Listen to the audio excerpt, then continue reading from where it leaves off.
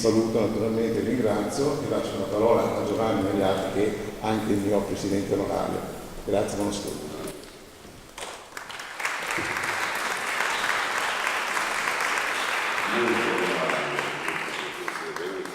In realtà adesso fa tutto, quindi noi siamo ben lieti di partecipare al Festival Garuppi a varie iniziative, tra cui anche quella di questa sera, muovo abbastanza anche a me a favore dell'Associazione Italiana contro le leucemie, la sezione di Venezia, e quindi ti ringrazio per questa disponibilità, come per quella di sabato scorso per chi c'era rispetto appunto al 40° anniversario della morte di Vittorio Cini, un altro concerto dedicato, bellissimo.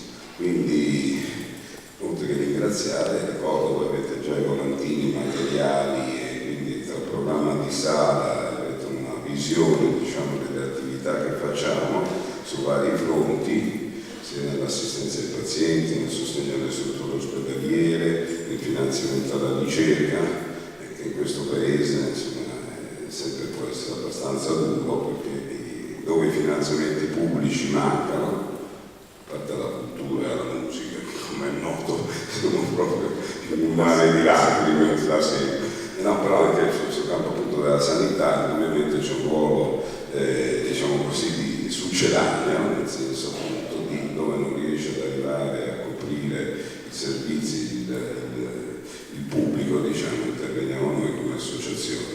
Quindi i vostri contributi sono sempre molto benvenuti, a detta non di me, sono responsabile degli altri anche spesi bene, vediamo ogni anno il miglioramento nelle terapie, l'allungamento delle aspettative e della qualità della vita dei pazienti, e anche il sostegno alle famiglie, tutto il resto di questo è scritto qua dentro e basta.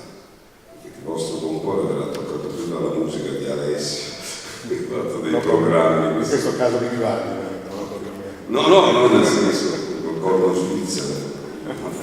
Buonasera.